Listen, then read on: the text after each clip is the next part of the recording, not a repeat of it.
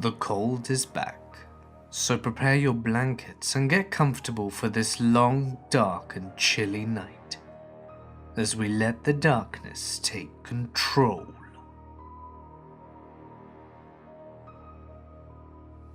So my uncle is an avid outdoorsman, with a bit of hippie wanderlust. He did the Peace Corps twice, once in Kenya, and another time in Egypt. He's seen some stuff, some creepy stuff in those countries, including weird rituals and the aftermath of some murders. Anyway, he's an outdoor guy who always was best friends with a Native American fellow and would hunt with him in the traditional bow and arrow style just to be closer to nature. Hunt and gather from the wild and use everything up sort of attitude. He didn't take the modern world for granted. My uncle and his friend hunted deer, mainly in southern Ohio, in an area called Hocking Hills, which touches the Appalachian Mountains. A bit of the area's backstory. There have been years' worth of reports of wild people living in the woods down there, like people who go off the grid kind of deal. Also, talk of cults living in the woods. There's also a consistent rumor that people out in the world practice cannibalism. Rumor got invigorated by the reports of some backwoods person coming into one of the local towns, smashing a bunch of stuff, and later being diagnosed with advanced mad cow disease, but for people. Basically, a misfolded protein starts multiplying in your brain, and it eats away in your neurons, making your brain look like Swiss cheese. Funny thing about getting prion disease, as it's called, is that you can get it by eating the protein of your own species. Cow eating ground up cow in their feed, or human on human cannibalism, particularly brain matter. Of course, it can happen when the same species eat each other, and then eating that infected animal, and human can get it. But yeah, woods, cannibals, disease stories. So my uncle and his buddy are taking advantage of a brilliant full moon and a clear night to go out and set up to hunt some deer in Hocking Hills. They hike way out into the deep woods late at night and set up their perch and hut high up in the trees near a pine grove clearing, so they'll have some good visuals of the ground below. Inevitably, my uncle has to do what nature calls and leaves the perch and hikes out a bit to do his business just to prevent animals getting wind of the human scent. This is now in full moonlight, so my uncle feels pretty confident where he's going and where he came from. Then, a random cloud covers the moon and it's totally dark, and he made the mistake of not having a headlamp with him. So he waits until the cloud moves along, or until his eyes adjust, and then he hears the screaming. Not just screaming, but like laughing screaming, and very, very human sounding. Like the closest thing he said was that it was circling hyenas on the savannah that he remembered in Kenya, but also blood-curdling, like make your veins turn to ice. Just out of absolutely nowhere, and this is in Ohio. So he bolts, runs like a crazy person back to where he thought he came from, ducking under bushes and hiding behind rocks. When the laughter/screaming sound gets closer, again, this is a guy who's seen some pretty messed up stuff overseas, and he's tumbling and fumbling over himself trying to run away. So the moon comes out again, and my uncle finds himself in the pine grove clearing near where his buddy is. Quiet, then more screaming. He's like, F cannibals, and finds the tree where the perch is at, and bare finger climbs up that damn tree like his life depends on it, fractures a bunch of his nails, and the buddy is still up there in the perch, and my uncle is freaking out. He tells his buddy that the cannibals are here, and that they're totally screwed. His friend just laughs at him. He tells my uncle that the sound he's been hearing, the laughing/screaming, is the sound of deer in heat and getting it on. Like a bunch of deer doing it everywhere. That it's super rare to be able to hear, and that they're lucky to experience it. I think I heard that my uncle wanted to punch his friend, but they laugh about it instead, and talk about the good spot, and that they'll likely get a buck that night with all the activity, although they appreciate just how much that's gonna suck for the buck. All of a sudden, a whole group of deer trot into the clearing. My uncle and his friend get ready to shoot. But then all of a sudden, the deer stop and turn their heads in the same direction and then bolt like a stampede away. My uncle and his buddy are so confused, and then in the clearing come 3 or 4 people. They're carrying something that has the shape and weight of another person. Again, this is in the middle of the woods. They walk right into the moonlight, and it's like a freaking body they're carrying. They look like haggard woods people. They have dark, purple stuff on their upper bodies, and my uncle goes to ask his buddy a question about if they're seeing what they're actually seeing, but before he can say it, his friend shuts him up by covering his mouth. The people walk away not seeing the perch. My uncle says that his friend gets real serious and starts counting his arrows. After about 30 minutes, my uncle's friend tells my uncle that they must not sleep that night and not to make much noise, then starts mumbling a soft native chant. They don't sleep, and no one returns to the clearing, and the sun comes up. Very sunny, clear day. They look around. There's nobody. It's very quiet. They make their way down to the perch, leaving most of their stuff in the perch because they want to get the hell out of there as quickly as possible. They get back to the truck parked alongside the road and head immediately to the nearest ranger station to tell them what happened. They both get the breathalyzer because, yeah, the story could have totally been the product of one too many Budweiser lights, but they're stone cold sober. They convince the ranger that something went down. A few rangers then go with them, back to check the clearing out, and for my uncle to get his gear. While my uncle and his friend are packing up the area, the rangers walk into the area, and then all of a sudden, they all get buzzing. My uncle goes to see what's up, and the ranger found a few blood spots that look like a blood trail. They do a spot check of the blood with their gearbox, and determine it's not deer, but rather human blood. My uncle's like, well, forget this, we're gonna leave the ranger in order for them to radio the station. So fast forward later that day when my uncle and his friend are back home relaxing a bit after the ordeal. Both guys are fastidious and clean everything to put away, and then my uncle said that his friend just stopped, dead cold, and then looks at him. He tells my uncle that he began the night with 2 quivers with 6 arrows each. He now only has 9 arrows. There are 3 missing. He for sure counted 12 when he recounted in the middle of the night, and shit went down. In their haste, they left the hunting gear all the way up the perch when they got down in the morning, but it was secure, like everything strapped into quivers and then strapped in the perch. So someone must have been watching them that morning and taken the arrows when they left. My uncle's friend promptly got rid of his bow and arrows after that, saying that he can't have them around anymore due to bad spirits. Even did a ritual with some of his tribe and my uncle, as they touched dark spirits and had to be purified. We later learned that the blood ended up matching some missing persons case. My uncle and his friend were questioned again. They never found any kind of human remains anywhere near where the blood was originally found there. They even brought in dogs from what I heard.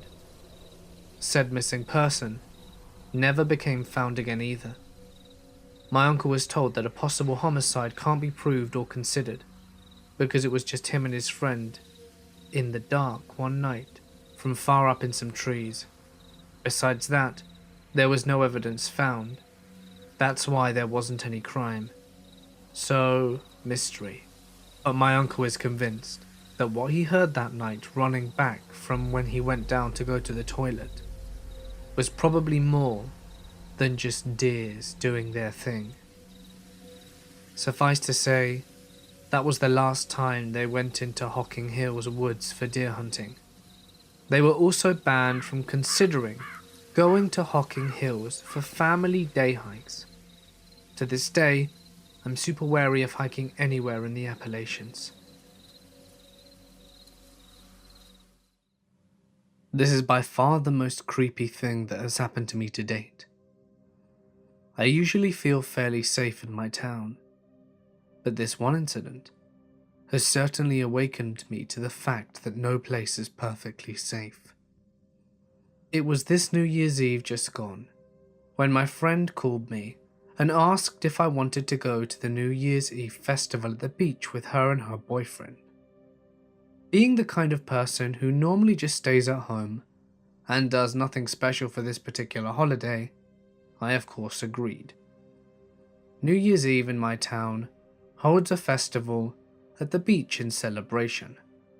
Rides and games are set up, bands play live, clubs hold late night fancy dress parties, and at midnight on the dot, a series of firework displays are put on for the public.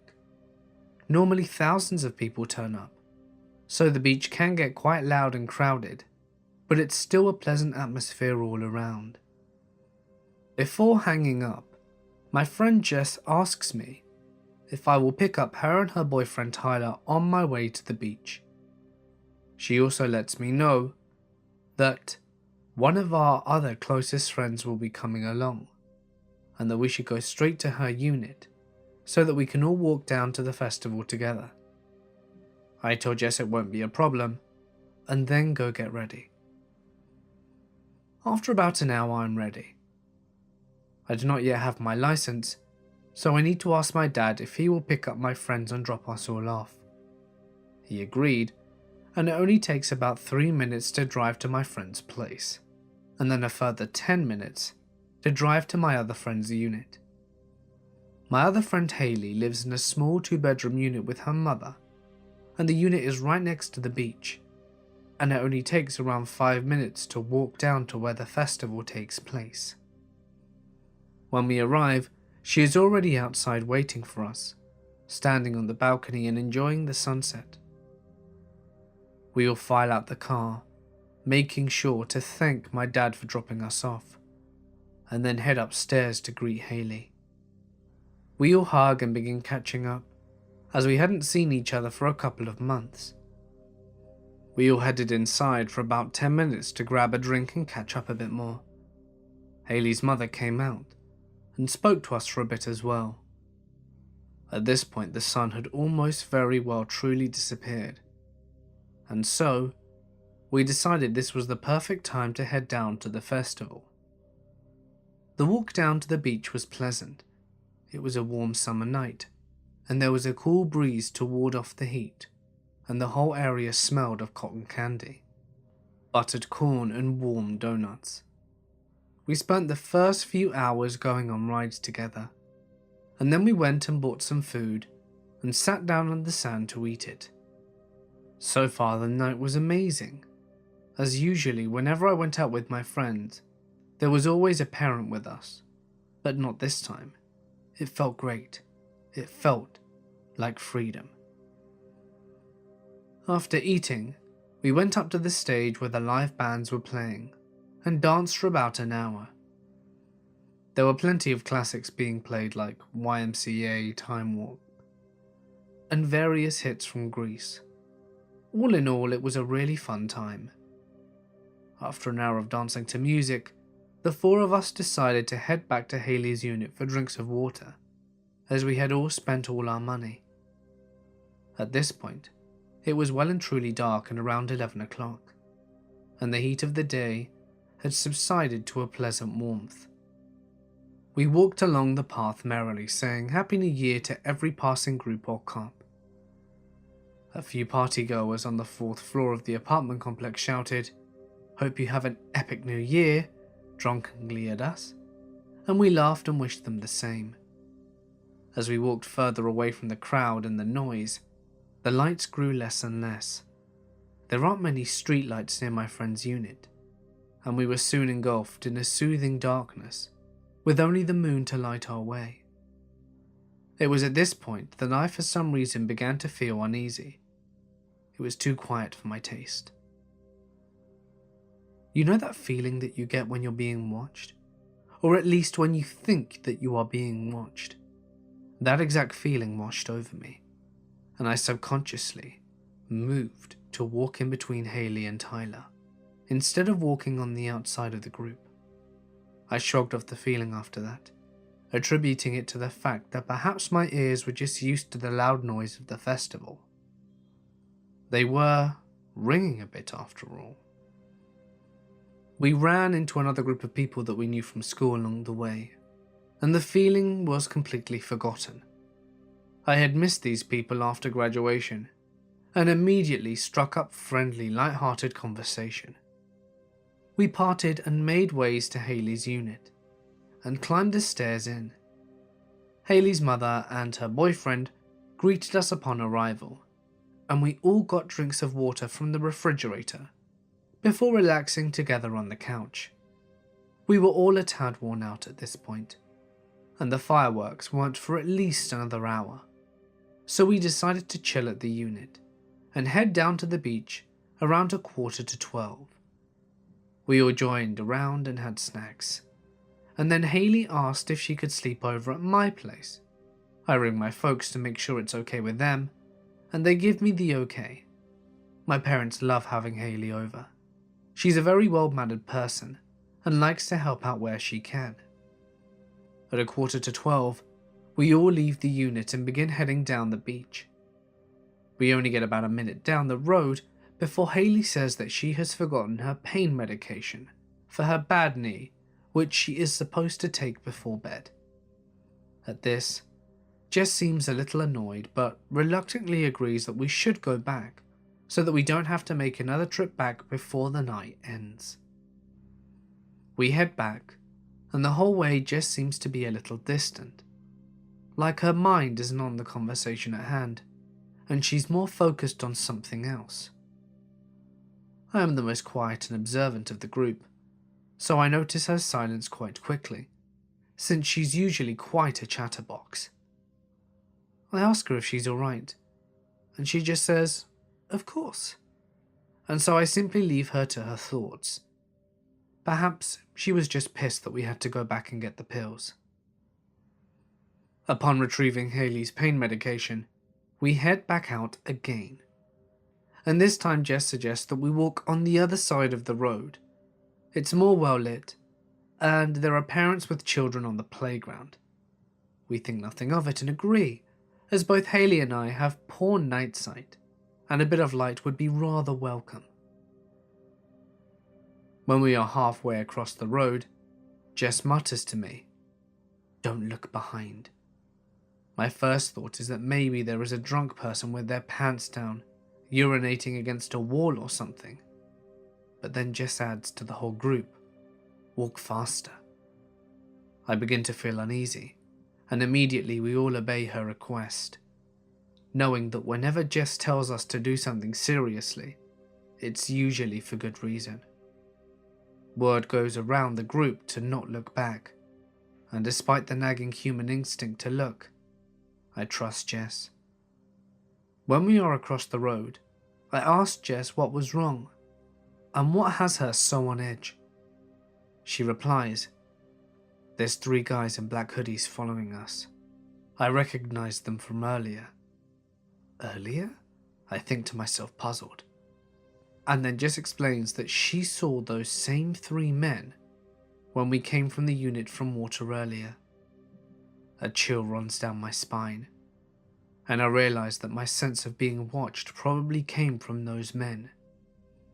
What made me even more creeped out, though, is the fact that they had waited for us to come out. Unable to resist, I glance sideways out of my peripheral vision, and my heart hammers into my chest when I notice the 3 men. They are indeed rather pointedly following us and having their zipped hoods all the way up to their chins. This would not be so unusual if it weren't for the fact that it was quite hot at night and there would be no need for a hoodie or any other kind of jacket. They were also wearing bandanas over their mouths and noses, and I couldn't make out either of their facial features, and this scared me. Jess prompts us to not look again and suggests that we walk even faster, so we do so. Despite the fact that Haley, Taylor and I are all tall and strongly built people. I should mention now that we're 18-year-old females, and despite my build and reasonable strength, I understandably wouldn't want to tangle with 3 big, unknown men, dressed in all black with bandanas covering their faces. It crossed my mind that they probably thought we were good targets. Jess was short and thin. They most likely heard that Haley needed pain medication, and I walked with an obvious limp, as I have arthritis in my right knee, and Tyler had his hands full, being the pack yak, as they call it. Despite Jess's instruction, I can't help but give the occasional glance at the men, and of course they continued to follow us. They had even increased their pace to match ours, and kept looking over at us. I think they meant to intimidate us, as they made it quite obvious that they were staring. I ceased to look after realizing that they could probably tell we were keeping an eye on them, and instead opted to use my keen hearing to make sure they stayed across the road. I wasn't fond of this, as they could have had a knife or gun or anything. If they suddenly sprinted, at least we wouldn't be prepared. But I didn't want to provoke them more by staring. I am not a fast runner, and my stamina leaves much to be desired.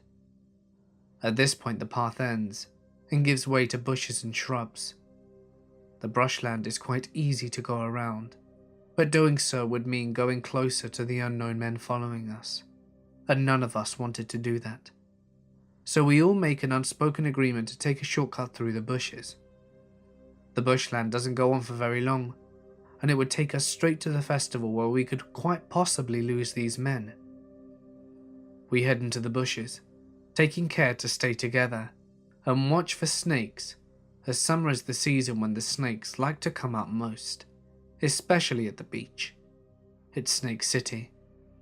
About halfway through, we all recognize the sound of dried grass and leaves crunching underfoot, and then we hear rapid, heavy footsteps. We all broke into a sprint, not daring to look back at that point. We didn't have to look to know that those men were chasing us, and their confidence of going after 4 fully grown teenagers pretty much assured me that they were armed with weapons of some sort. We were not armed with anything, and quite frankly, we were all so spooked that we couldn't think straight. Our only instinct was to run as fast as possible. We made it out of the bushland, raced across the park, and slowed to a jog when we reached the crowd. We didn't stop though, but we steadily slowed to a hurried walk. I looked over my shoulder and recognized the 3 unknown men lurking across the car park. Moonlight glinted off the surface of a metallic object in the taller one's hand, and I immediately felt ill. We hurried down to where the biggest crowd was, gathering on the sand in preparation for the fireworks, picking a spot between 2 large groups, and we settled down and caught our breath. Funnily enough, all 4 of us have asthma, which we often joke about, saying that we found each other and bonded because of it, and we were all panting quite heavily. Tyler and I have it a bit worse than Jess and Haley, and you could hear us wheezing as we panted.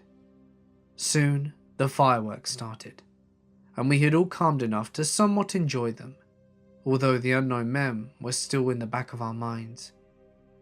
Our original plan had been to leave before the fireworks were finished, so that we could avoid the big crowds, but instead, we opted to leave with the crowds, and we walked down the road to the bigger car park where my dad was going to pick us up, making sure to stay around people. When we reached the car park, I called my dad, and he said that he would be there to pick us up in around 10 minutes. And after hanging up, I sat on the side of the path with my friends and waited. 5 minutes passed, and, bored, I decided to look around, as there were many bustling crowds making their way to their cars. There was a bit of a traffic jam too, as many cars were trying to leave at the same time. I looked across the road and realized, with a jolt, that 3 men in black hoodies were just there, half hidden behind a tree where there was no light. Even though I couldn't see their eyes, I could tell they were staring right back at me. They knew I'd spotted them. The taller one discreetly showed his knife, waving it a little as if to taunt me. Then he raised it to his throat and made a slow mock slicing motion. I quickly told my friends and we moved to a different spot, making sure to stay in the light and stay in sight of people. My dad arrived shortly after, and we quickly climbed in the car and none of us spoke a word of what happened. And since then, I haven't had any issues with anyone following me or my friends. It still gives me the creeps though. Whoever those men were with their intentions could not have been good. My father is a logger, specifically one who operates a tree saw, which is basically a giant machine that is capable of cutting down massive trees and cutting them to specified lengths, which means he spends a lot of time alone in the deep forest.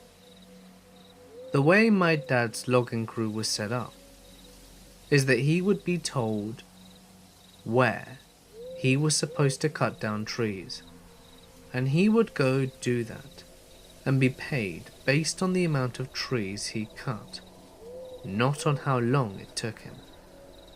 So my dad used to work 16 to 20-hour days constantly to try and get as much done as quickly as possible, and then the rest of the crew would come clean up the trees and ship them to the mill. He used to work around 50% of the time alone, and the rest of the time with another tree saw operator called Renee. He would use radios to communicate back and forth when they were working together.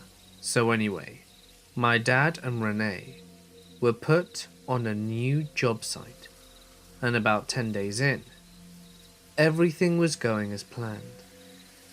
But they constantly heard weird chitter-chatter over the radio that was such poor quality, no words could be heard, and whatever radio channel they changed it to, it followed them. As they progressed through the job and went further up the mountain, the words from the radio slowly became more audible. Both of them agreed, based on the small parts of conversation that they could hear, that something was wrong. They also started finding weird containers all over the place, and signs that people had been there. People should not have been there, as it was a 2.5-hour drive up a mountain. They had to spend 3 weeks clearing out the road, so their trucks and equipment could make it up. They came to the realization that they are in a very secluded area, with people who shouldn't be there, and the worst part is, they aren't scheduled to leave for about another week. They would only leave to refuel the truck with gasoline for matches, and they would buy supplies and sleep in campers. One day, Renee comes across a tent and calls my dad over. They investigate the tent and find one lone sleeping bag and a duffel bag. They investigate the duffel bag and find many pairs of children's underwear and things that appear to be a rape kit, like rope, duct tape, sketched images of children being molested, and photographs of children that appear unaware that they are being photographed. In the tent, they also find a small amount of food, which includes canned goods and an apple, which proved that the tent had been occupied recently, because there was no mold on it. They are now alone on a mountain with, at best case scenario, is a really messed up individual. Renee instantly wants to get out of there, but my dad, being the hardest working person I've ever met, insists that they need to finish the job and then leave. They decide that they will not talk over the radios except in case of emergencies, and use it to see if they can hear anyone talking over it. My father and Renee are now in close enough range of whoever has been talking over the radio to hear the conversations between two men about collecting water and wood for the fire. Nothing abnormal, except for the fact that these guys don't belong here, and that the tent is undoubtedly theirs. At the end of the workday, my dad hears them on the radio, talking about one of them collecting brush for a fire. My dad then hops on the radio and attempts to communicate with them about what the hell they are doing. I believe he said, "Who are you and what are you doing here?" After this, the conversation between the men abruptly stops and they never pick up. That night, Renee wakes my dad up and whispers for him to get his gun. Someone's outside. My dad has told me that the first thing he hears when he wakes up is the quiet shuffling of footsteps. My dad fumbles for his gun and finds it, but realizes that he doesn't have it loaded and has next to no idea where his rounds are, and Renee has nothing. And the thought of calling the police is absurd for multiple reasons. They hear a jiggle on the doorknob, and it opens. The camper is far enough off the ground to where you had to jump in, and there is no ladder or footstool. It just stays open, and neither my dad or Renee move. They hear scratching right outside the door though, and after 4 minutes of scratching, my dad can no longer take it and nods at Renee. He quietly gets up and walks towards the camper door, and the second he reaches it, he is met with an intense pain across his right eye and to the left of his cheek. He has been cut and falls to the camper, hitting the ground hard. A man with a knife gets on top of him, and he is soon being kicked in the top of the head by a man behind him. Renee leaps off the trailer and manages to get the man off my dad, and my dad gets up and realizes that the second man without a knife is running away, and the man with a knife is scrambling away from Renee and starts running alongside his accomplice. My dad and Renee get into the truck and drive to the nearest hospital to treat my dad's cuts, and later report the events to the police. They both quit their jobs, and 2 weeks later, as the rest of the logging crew was finishing up the job, one of them was found gagged, bound, raped, murdered, and thrown into a ditch. No one has been convicted of these crimes. To this day, my father can hardly see out of his right eye, and the pupil is disfigured and looks more like a cat's eye than a human's. He suffers from PTSD and hasn't slept a good night's sleep since. I am a fairly small girl, although I pretend my 5-foot-tall self isn't afraid of anything. I have facial piercings and brightly coloured hair with an attitude to match. I started working at a gas station in one of the smaller areas of my city in March of 2013. I was 19 and absolutely loved my job. I had lovely regulars and one or two creepy late night visitors every so often, but nothing I couldn't handle on my own. Shortly after, I started work at an ice cream shop and a barber shop, both owned by the same family, opened up in the same plaza. Super cool, right? One day in summer, the barber came over to the gas station, drove over one of the gas tank covers, and sort of flipped, leaving the pipe leaking down into the tank exposed. Because the gasoline is stored in huge tanks underground, any opening in the pipes leading to them is a hazard for many reasons: sparks, rainwater, etc. And of course, knowing the risks, I was worried. I walked out with him to the crowded parking lot and noticed he was looking at me funny. He said, "You look good today," which I shrugged off as a genuine compliment. Careful not to give him the wrong impression, I just nodded a quick thanks. I was uneasy about the way he was looking at me, but I didn't stress too much because there were people all over the place. I quickly kicked the cover over back in place, not really wanting to bend down before I thanked him, and I headed back to my spot behind the service counter, knowing there would be customers waiting for service.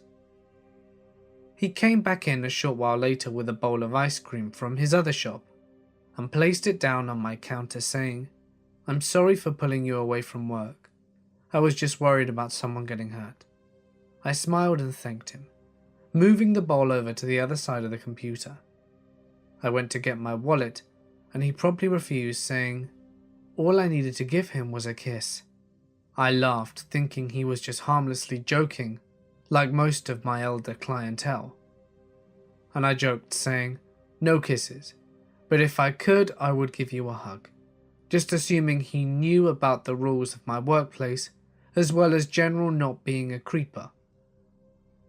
Following the little exchange, he told me there was some mixed up chocolate bars on the outside of the counter, as well as a couple of empty boxes. My work was always very picky about the display at the front, so without thinking, I immediately went over to fix them. I felt his hand graze my behind, so I quickly stood up and stomped my foot on his, saying, "I think it's time for you to get out of my workplace and go back to your own." I quickly made my way back behind the counter, and he thoroughly apologized, saying something about how he was just adjusting his apron and that he would never do such a thing. I started to feel a little like I'd overreacted, until I realized it was absolutely impossible for a vehicle to flip the tank cover. It clicked in my mind that the covers are made to be driven over, like the sewage drain covers, and that without some serious force, they would not move unless lifted with the gasoline delivery pickaxe thing. The barber had obviously kicked it in to get my attention, and I repeated my requests for him to leave me alone, and he grabbed my arm. He said it in a very menacing sort of way, that I would have an affair with him, before smiling and walking out the door. I threw out the ice cream right away, not having touched it, and went back to my business, trying to keep myself calm. The next couple of days went by without incident, but the third night he started to drive by after I'd closed and locked up for the night. As I was counting my cash, he would blow me kisses and wave weirdly, or sign that he was offering me a ride home. I always pretended not to see him, but I began to call people on my phone every time I had the closing shift. It escalated when I thought I saw his vehicle parked out back by the garbage bins, light off, and in the dark, with someone sitting on the driver's side. I called the police and explained what had been happening, telling them I was afraid for my safety. They came quickly and found out it was just some kid smoking dope in a vehicle that just happened to be the same make and model as his. But I felt better knowing that they had been made aware. After the police report was filed, he didn't bother me for a couple of weeks. Thinking it had stopped for good, my boyfriend took me over for an ice cream date, after checking to make sure he wasn't in for the day. The next night, I was with my friends about 5 minutes before closing. He stormed in, practically threw a bowl of ice cream at me, spitting, "Have a great night," and angrily rushed out. I was very confused and scared, wondering if he knew we'd gone to the shop. The next day, he walked by the pumps and looked around at each camera, and then back at me with a smile and a wave. I saw on the other cameras that he was looking at the ones around the building as well. I called my dad and he picked me up that night. After that, I decided I'd had enough for the day, and I went into his barber shop with an RCMP officer I knew very well. I told him he was no longer welcome on the gas station premises, and that if he came back when I was inside, the police would be notified. He started off by acting confused and a little hurt, and that I was making such awful accusations, but ended by yelling at me and telling me that he would find me and hurt me because I was a slut and would get what I deserved. I was scared because besides the one small joke I made it clear to him that he was not welcome anywhere near me. I quit my job shortly after that and haven't hung around the place besides the time I need to stop in and get gas in a rush. A few weeks before I quit my job though, whilst the creep was hanging out, another man walked in. Noticing I was uncomfortable, he waited for the creep to leave before asking me if I was okay. I smiled and said, "Yeah, of course. What can I get for you?" He told me he could start by telling him the truth. He slid me a business card across the counter, and I looked down and I saw that it was a police information card. I looked up at him, and he smiled and he said, "Give me a call to my extension this evening when you finish work. I work around here, so if anything is wrong, I would feel better being informed so I can keep an eye out." I thanked him profusely, and he went on his way. Later that night, I called and filled him in, but asked him not to file a report because the police had already been notified prior to my phone call to him. The next day, he came over to my house to take another statement and give me information for what I should do, like press charges or try for a restraining order, as well as give me case numbers and other pertinent information about the creep. He met my dad, and they talked about being a police officer for a while, and then we all sat down to discuss the situation. My laptop background was a slightly sexy Halloween photo of my boyfriend and I, where I had my leg up a fake gun and was dressed up as a sexy Eagle Scout. I completely forgot what my background was since my laptop had sat unused for a couple of weeks, and he made a lewd comment about not wanting to see any of my homemade videos that my boyfriend and I had made. It made me feel quite uncomfortable, but I shrugged it off. I quickly opened a Word document and wrote down what he told me, whilst Googling the barber and giving him information on what I was finding. It turned out that he was in a lot of trouble for fraud, theft, and a few other things. After a few weeks, I told the barber to stop coming into the store, and it led to a rather huge altercation at his barber shop, so I decided to just drop it. It wasn't worth the anxiety it was causing me, but I kept talking to the police officer, who would drop into my work or send me a text every so often to ask me how I was doing, and if everything was okay. I appreciated his concern, since it made me feel like I could count on him if I was ever stuck, you know? A few months later, he sent me a text asking how I'd been since leaving the gas station, and how school was. He told me it had been so long he didn't remember what I looked like. I just said, "I'm still an angry punk rock metal lady." And he said, "Aw, send me a photo." I felt really uncomfortable, so I never replied, deleting the conversation and going about my daily activities. I didn't hear from him for a while, about November, to shortly before New Year's. It was just before New Year's Eve, and I was on my way to a doctor's appointment to confirm some pretty sad news, when he sent me a text asking me what I was doing for New Year's Eve. I didn't reply then and there, but a few days later, after New Year's, I told him it was good, and he asked me if I'd gotten lucky. I told him that was inappropriate and unacceptable, to which he responded, "You know, you'd be a lot less grouchy if you got laid regularly." The way he said it, along with a winky face, made it obvious he was insinuating that I go to him for that. I was so angry and scared, since he knew where I lived and worked, as well as where I went to school. I deleted the conversation and blocked the number. I called my boyfriend that night and cried about it to him. And he gave me a ton of shit for not being smarter and not keeping it. I even tried calling Apple in California to see if they could do anything to retrieve the texts, since they're all stored internally anyway. Of course, they refused because of privacy issues, but at least I tried. I saw him again in July, after a disastrous night at the bar. I was walking down the street with my friend, and he was at the end of his driveway. He asked why I never text him anymore, and I just sort of gave an excuse and hurried away. She looked at me at once, we were in a safe place, and said, "You don't even have to tell me. I can tell by the look he gave you. Promise me you won't walk down that street anymore alone."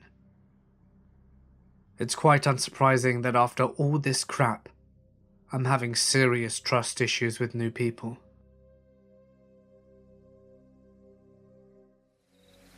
I have been hiking since I was a kid, so I have a number of stories. The most terrifying one happened to me when I was 16. I just got my license and I decided to go on a 3-day solo hike. On my second day, I was stopping at a river to collect and purify water. When I was getting my water, I heard what sounded like a wind chime on the other side of the river. On the other side, I walked back about 20 feet and saw probably about a dozen small houses made of sticks, bark and logs. The houses were only a couple of feet big, and I kept walking on a path that the houses were on, and it led me down a small hill. At the bottom there was a house, made the same as the others but full size. Attached to the front were the wind chimes. From afar, I saw animal pelts, and I assumed the guy living there hunted them and just had the pelt on display. But when I got closer, I saw they were whole rotten carcasses. I got out of there, grabbed my bag, and hiked through part of the night just to get away as quickly as possible. I couldn't really sleep. I kept hearing the wind chime. I think it was all just in my head. The next morning I still had a whole day's hike until I got to the end where the rangers were. And when I got there, I told them what I saw and pointed it out on a map. They told me that they would go check it out, get rid of everything that was authorized, and if anyone was there to kick them out. They thanked me and left. I know some rangers at different parks, and I know they carry guns. I assumed they went there armed and dealt with whoever was building there. I haven't been back to find out what they discovered, and I don't want to risk it.